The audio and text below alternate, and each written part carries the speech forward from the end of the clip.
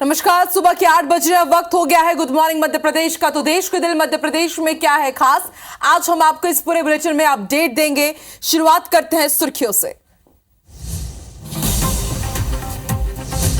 लोकसभा में आज अविश्वास प्रस्ताव पर चर्चा। मोदी सरकार के खिलाफ दूसरी बार लाया गया अविश्वास प्रस्ताव। राहुल गांधी आज करेंगे बहस की शुरुआत। लोकसभा के बाद राज्यसभा में भी दिल्ली सेवा बिल पास। समर्थन में पड़े 131 वोट तो 102 सांसदों ने किया विरोध।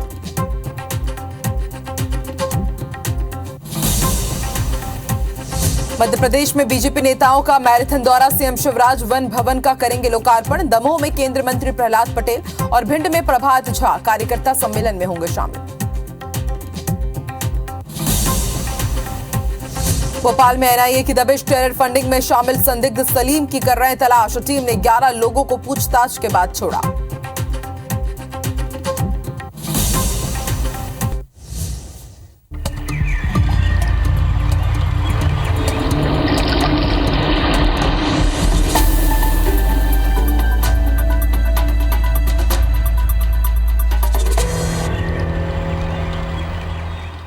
चलिए गुड मॉर्निंग मध्य प्रदेश की शुरुआत इस वक्त की बड़ी खबर के साथ राजधानी भोपाल से आपको बता दें, भोपाल में एनआईए की दबिश जारी है।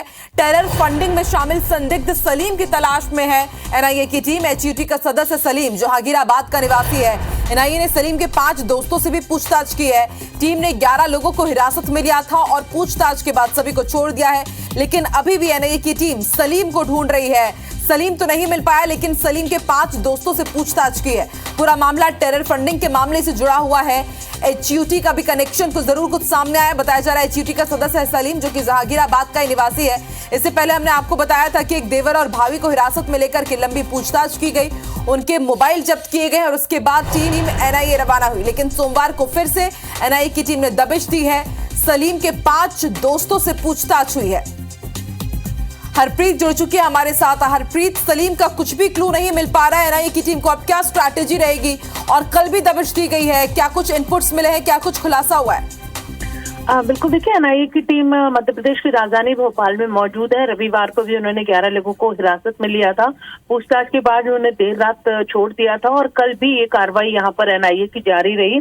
करीबन 5 लोगों को हिरासत में एनआईए ने लिया है। दिन भर उनसे पूछताछ की गई है, हालांकि देर शाम उन्हें भी छोड़ दिया गया है। एनआईए यहाँ पे मध्य प्रदेश में हिजबुल तहरीर के जो विस्तार और उसके लिए राशि जुटाने की कमान मुख्य रूप से जिस सलीम के पास है, उस सलीम को यहाँ पर ढूंढ रही है। सलीम फरार है, अंडरग्राउंड है। उसकी जगह उसके दोस्त मुजाहिद को उसने अपना ये पूरा काम दे रखा है। पुलिस एनआईए मुजाहिद तक पहुंची, उन्होंने मुजाहिद को भी हिरासत में लिया। उसके साथ ही उसके बताने के बाद करीबन 5 और दोस्तों को सलीम और मुजाहिद के हिरासत में लिया गया। उनसे पूछताछ यहाँ पर की गई है।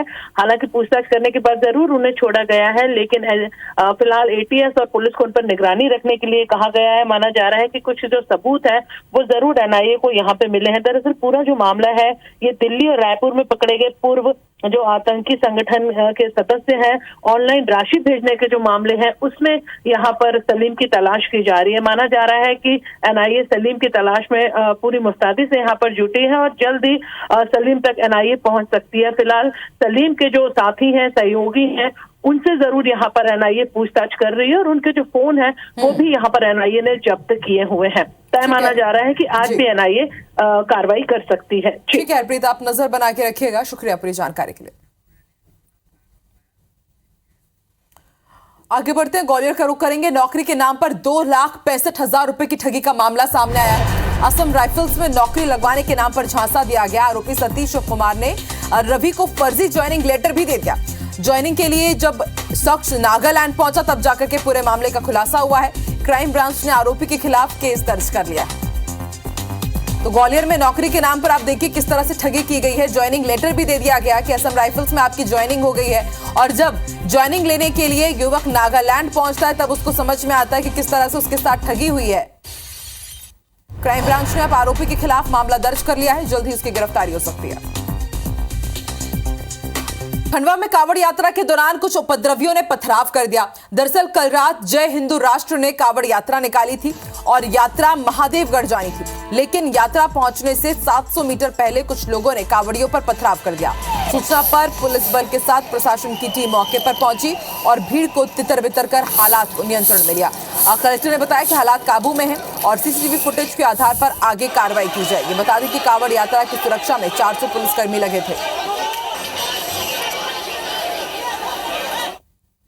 पूरी यात्रा जो अपनी कहाड़वाड़ी एरिया से निकल चुकी थी, लगभग जो आखिरी अपना स्ट्रेच था, जब वो स्ट्रेच कहाड़वाड़ी एरिया से क्रॉस कर रहा था तो उस दौरान कुछ लोग थे उसमें, फिर कुछ ऐसा समझ में आया कि उस आखिरी स्ट्रेच में थोड़ा सा लोग दाएं बाएं जा रहे हैं और उसी में से शायद कहीं कुछ पत्थर वत्थर चले होंगे। उसके बाद पुलिस ने स्थिति को संभालते हुए उन लोगों को आगे बढ़ा दिया और क्षेत्र में सभी जगह शांति है। जो वीडियो फुटेज है उस वीडियो फुटेज को देखा जाएगा, उस वीडियो फुटेज के आधार पर उसमें आगामी कार्रवाई की जाएगी। और अब रुक करते हैं सीधे का बालिका ने देवी मंदिर में, आपको बता दें, अपनी जीभ काट ली और जीभ काटने के बाद बालिका बेहोश हो गई। स्थानीय लोगों ने अस्पताल ले जाने का प्रयास किया, लेकिन बालिका के परिजन मंदिर में ही भजन कीर्तन करते रहे। मेरी थाना के मायापुर लौवन मंदिर का ये मामला बताया जा रहा है। तस्वीरें हम आपको दिखा रहे हैं, यही वो बालिका जिसने अपनी जीभ काट करके मंदिर में दान कर दी, मां के चरणों में अर्पित कर दी और उसके बाद जिसने भी ये नजारा देखा सब स्तब्ध रह गए। बालिका के परिजन मंदिर में भजन कीर्तन कराते रहे, जबकि स्थानीय लोग बोल रहे थे कि आप इसे अस्पताल ले जाइए, लेकिन उसके बाद भी परिजन अस्पताल नहीं ले गए। बताया जा रहा है कि जीभ काटने के बाद बच्ची बेहोश हो गई। इस वक्त की बड़ी खबर आपको सीधी से बता रहे हैं।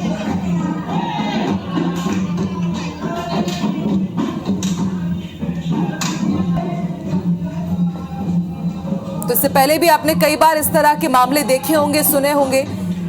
अमूमन नवरात्र के दौरान हम देखते हैं कि लोग अपनी जीभ काट करके माता के चरणों में अर्पित कर देते हैं और इसी तरह का मामला सीधी में सामने आया है, जहां पर एक बालिका ने अपनी जीभ काटकर देवी माता मंदिर में दान कर दी। स्थानीय लोगों ने अस्पताल ले जाने का प्रयास किया उसकी, क्योंकि स्थिति लगातार बिगड़ती जा रही थी। फिर उसके बाद बच्ची बेहोश हो गई, लेकिन बालिका के परिजन मंदिर में भजन कीर्तन ही करते रहे। आप देखिए किस तरह से जयकारे यहाँ पर लगाए जा रहे हैं और बच्ची बेसुध सी नजर आ रही है।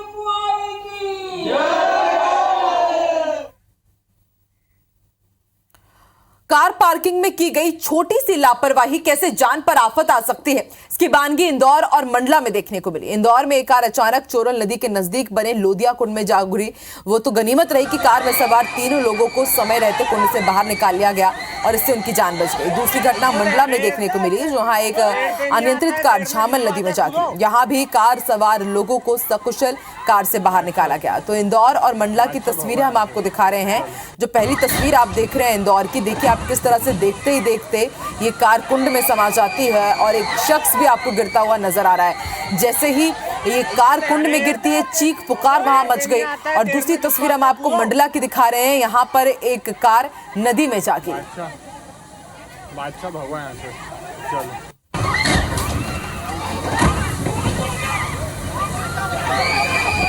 तो आपको बता दें, ये जो तस्वीर आप देख रहे हैं इंदौर की, बताया जा रहा है कि घूमने के लिए यहाँ पर एक परिवार गया हुआ था और जब ये कार गिरती तो बताया जा रहा है कि इस कार में एक 12 वर्षीय मासूम भी थे। और उसके बाद आप देखिए किस तरह से ये युवक डुबकी लगाता है, छलांग लगाता है नदी में, क्योंकि उस दौरान वहां पर यही चीखा जा रहा था कि अगर किसी को तैरते आता है तो आप इन्हें बचा लीजिए। एक युवक भी वहां पर गिर गया जिसे तैरते नहीं आ रहा था। और उसके बाद आपको ये शख्स नजर आ रहा है वहां पर देवदूत की तरह, ये वहां पर पहुंचते हैं और उसके बाद ये मैरून कलर की टी शर्ट में जो शख्स आपको नजर आया और जाकर के इसने फिर पिता और पुत्री दोनों को सकुशल बाहर निकाला। कोई जनहानि नहीं हुई है, लेकिन एक बड़ा हादसा हो सकता था। बताया जा रहा है कि रिवर्स करने के दौरान आप देखिए किस तरह से एक कार पलटती है, एक बच्ची कार के अंदर ही फंसी रह जाती है। और आप देखिए वहां पर एक आदमी भी आपको नजर आ रहा होगा जो कि छटपटाता हुआ दिख रहा है। और दूसरी तस्वीर मंडला की, मंडला में भी एक कार किस तरह से नदी में गिरती है और उसके बाद उसे क्रेन की सहायता से बाहर निकाला गया।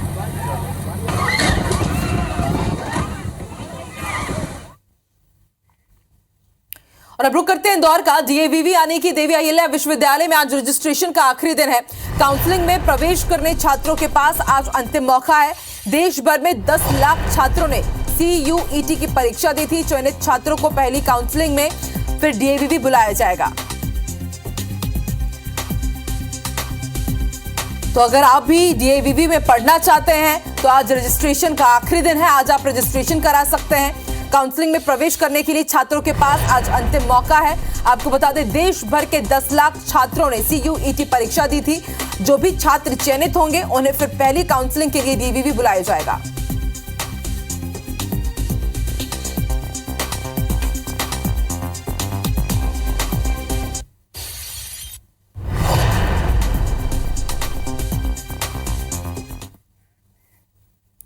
और अब भोपाल का रुख करते नीति आयोग की रिपोर्ट पर आज चर्चा होनी है। भोपाल के कुशाभाऊ ठाकरे हॉल में कार्यक्रम आयोजित किया गया है, जिसमें सीएम शिवराज सिंह चौहान प्रबुद्ध जनों के साथ कार्यक्रम में शामिल होंगे, चर्चा करेंगे। तो नीति आयोग की हाल ही में एक बड़ी रिपोर्ट सामने आई है। रिपोर्ट पेश होने के बाद आज भोपाल के कुशाभाऊ ठाकरे हॉल परिसर में आज बड़ा कार्यक्रम आयोजित किया गया, जिसमें सीएम शिवराज सिंह चौहान शामिल होंगे, प्रबुद्ध जनों के साथ चर्चा करेंगे।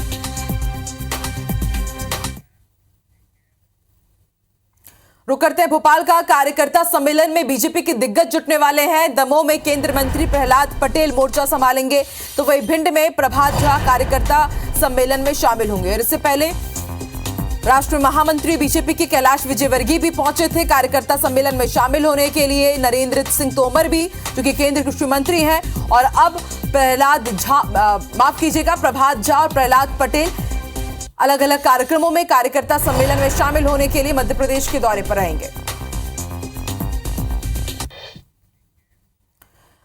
तो मध्य प्रदेश चुनाव में अब तीसरे मोर्चे की भी एंट्री हो गई है। तीसरे मोर्चे के दो प्रमुख दल आम आदमी पार्टी और समाजवादी पार्टी ने भी किसानों को गारंटी देना शुरू कर दिया है। किसानों के लिए किसकी क्या गारंटी है, इस रिपोर्ट में देखिए।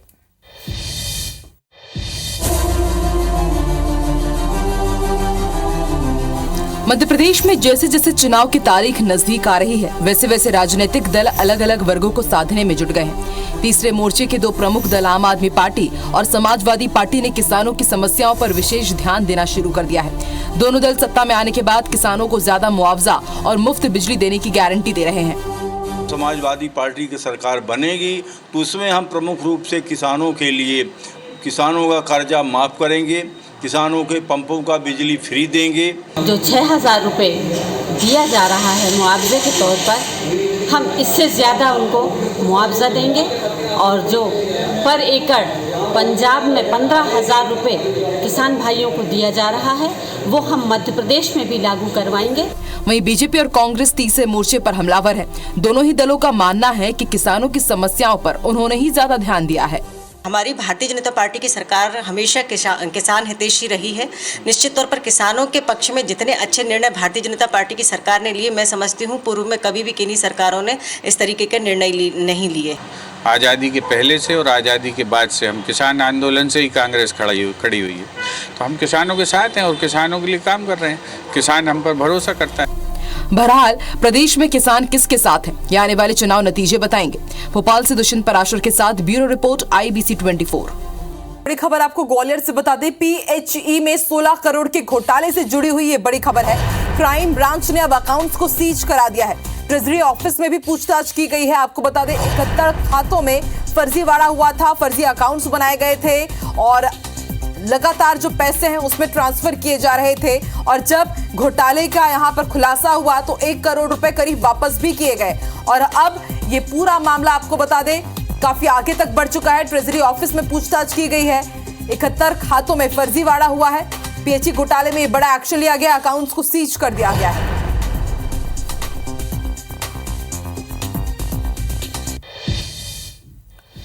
आगे बढ़ते जबलपुर में आज बिजली कर्मचारी प्रदर्शन करेंगे। विद्युत मंडल कर्मी आज प्रदर्शन करने वाले हैं। उनका बड़ा आंदोलन होगा। 13 सूत्रीय मांगों को लेकर ये प्रदर्शन की शुरुआत होगी। शाम 5 बजे विद्युत मंडल कर्मी प्रदर्शन करेंगे। विद्युत मंडल मुख्यालय के बाहर बिजली कर्मी जुटेंगे और उनका प्रदर्शन होना है।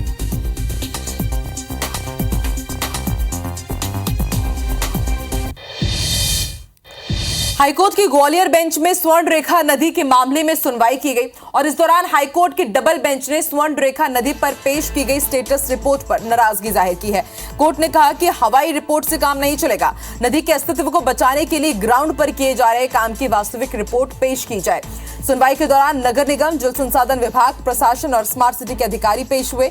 निगम के वकील ने कोर्ट को अभी तक की स्थिति और आगे के प्लान को लेकर बताया, जिस पर हाईकोर्ट ने फिर से कहा कि आप नदी में आने वाले पानी के सोर्स 5 बांधों को एक साथ लिंक करें, उसके अंदर साफ पानी बहाया जाए। अगर बांधों पर अतिक्रमण किया गया है तो उसे हटाया जाए। कोई दिक्कत आने पर पुलिस प्रशासन की मदद ले।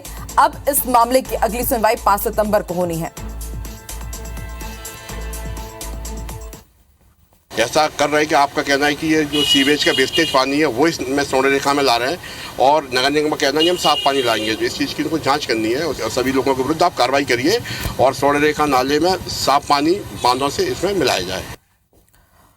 और अब आपको मध्य प्रदेश का वेदर अपडेट बता दें। मध्य प्रदेश में मानसून कमजोर पड़ गया है। अगले 3 दिन तक बारिश के आसार नहीं है और ऐसे में अब तापमान 2 से 3 डिग्री तक बढ़ने के आसार जताए जा रहे हैं। तो मध्य प्रदेश में मानसून कमजोर पड़ गया है क्योंकि अगले 3 दिन तक बारिश के आसार नहीं है। मौसम विभाग की जानकारी के मुताबिक 2 से 3 डिग्री तक अब ऐसे में तापमान भी बढ़ जाएगा।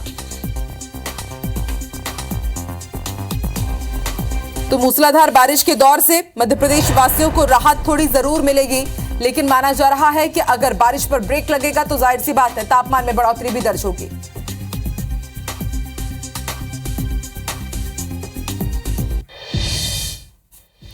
और गुड मॉर्निंग मध्य प्रदेश में फिलहाल इतना ही। आगे देखिए छत्तीसगढ़ का special bulletin good morning Chhattisgarh Shubhangi Thakur के साथ। मुझे दीजिए इजाजत, नमस्कार।